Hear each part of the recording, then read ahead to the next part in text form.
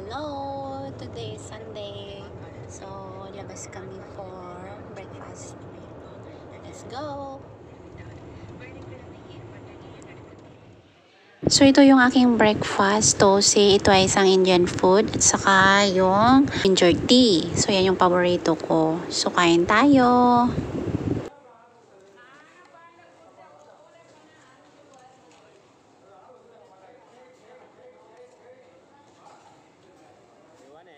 You got the chicken paddle, even our one.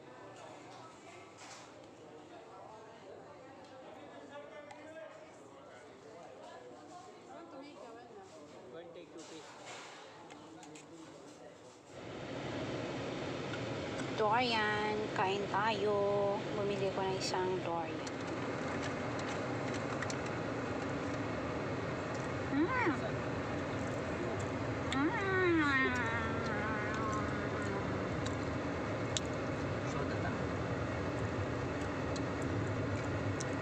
Sarap.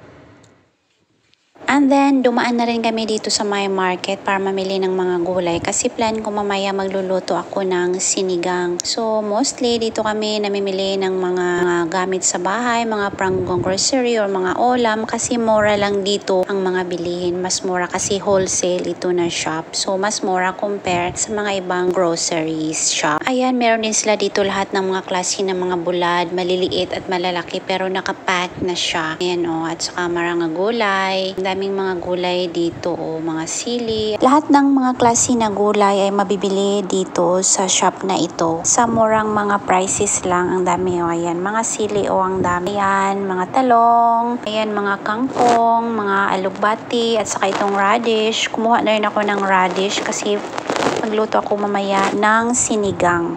Yung mga pasayan, may maliliit, mga malalaki.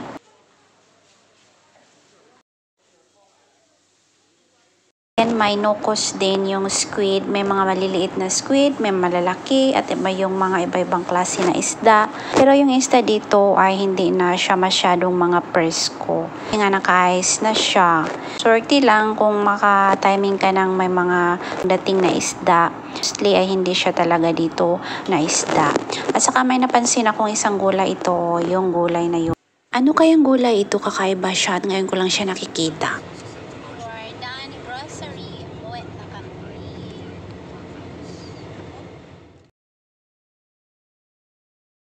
And it's time to cook my sinigang. Ayan yung aking pasayan. Nalinis ko na lahat ng aking mga gulay at lulutuin ko na ito ngayon. So ayan, let's do cooking. At last, luto na rin ang aking sinigang. Ayan na, kain na tayo. Don't forget to follow me.